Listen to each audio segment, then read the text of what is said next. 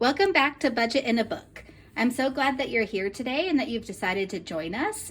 And I hope that you'll consider subscribing down below in order to join our Budget in a Book community.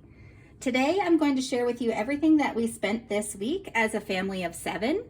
And at the end, I'm going to be sharing a story with you about a spending regret that I had this week. I'm sure we've all had regrets on purchases that we've made. And so I will be sharing a story with you later in this video. But today we're going to start out on our monthly spending tab of our Budget in a Book. This is where I keep track of all of the purchases that we make in order to balance out our budget at the end of the month.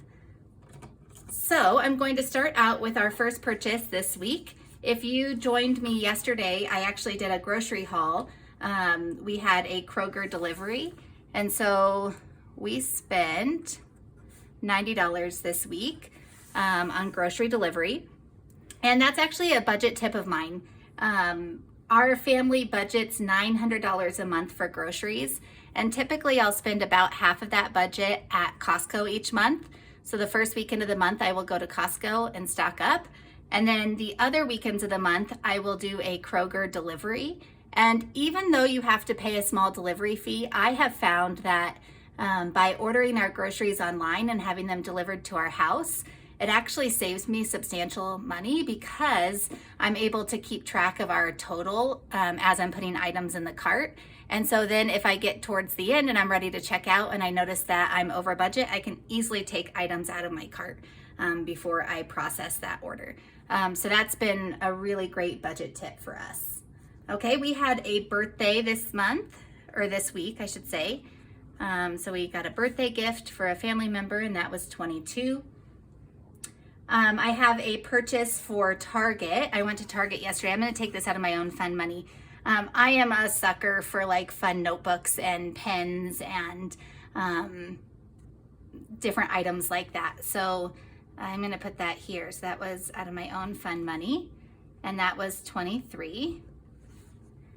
And then this is kind of a funny purchase, but one of our family's favorite snacks is popcorn, and I have found this company, it's called Amish Country, that makes the most delightful popcorn kernels. And our family, we just like to pop popcorn on the stove, and so this is their red kernel popcorn, and I have just found that it's like the most fresh tasting popcorn I've ever had. And this company has all different types of popcorn. And so we ordered in bulk off of Amazon from this company for this red kernel popcorn. And so I'm gonna actually take that out of our grocery budget because that's food related. So popcorn, and that was $15 for a 6-pound bag.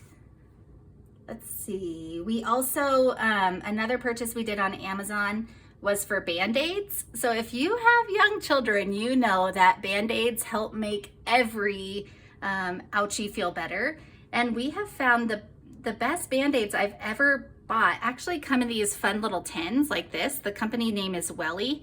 And what we love about them is they're made out of fabric, and so they're waterproof, and they come in all sorts of fun. This tin is empty, but they come in all sorts of fun designs. So these Band-Aids that came in this tin were all like llamas and animal related. I have a few dog loving kids in my family, so these Band-Aids in here are dog print related. So they have like little paw prints. Let's see if there's another one.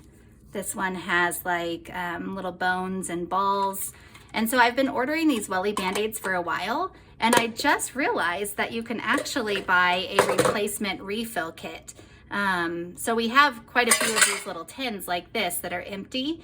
And so you can actually just buy the refill kit, and they come in all different sizes. So they have like the bigger ones for like the knees. They have more of like the butterfly shaped Band-Aids. So we have loved these. And so I needed to restock our Band-Aids. So I'm gonna put that underneath everything else. And those were $12. Okay, so my purchase this week that I had mid-purchase regret was yesterday. My younger girls were in a like summer camp, a weekly summer camp. And so I needed to kill about 30 minutes before it was time to go pick them up. So next to where their summer camp is, there was a coffee shop. And so I thought, oh, I'll just run in and grab a coffee for about 30 minutes as I'm waiting to go pick them up. And so I ordered a latte, just like a plain latte, like no fancy creams, no fancy like flavorings, nothing like that. It was like literally steamed milk and coffee. And I ordered a medium, and they rung it up and they told me it was $6.22. And I had that moment like where I felt like I was too far in to be like, never mind, I don't need the latte, and to leave, because I had already ordered and they had already started to make it. So like in my mind, I'm thinking, do I say never mind, or do I just hand over my credit card? And I just ended up handing over my credit card. I did not realize that coffees now, lattes, were $6.22. I find that ridiculous.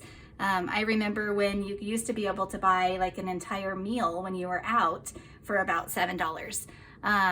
So that was my mid-purchase regret, but I did get a latte. And you might be wondering why. I just told you that it cost $6.22, but I actually wrote down $7. And you'll notice that all of my numbers in my budget in a book are always whole numbers. I never write down cents.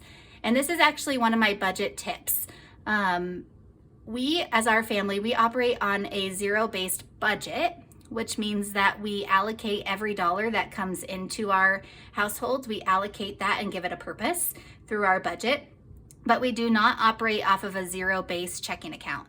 So what I like to do on any purchase, no matter what the total cost is I always round up to the next dollar amount.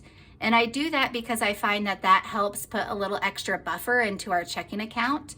And over time, that creates quite a lot of buffer in our checking account. And I prefer to keep at least $1,000 in our checking account. So I always round up on purchases. For one, it makes it easier to add up at the end of the month.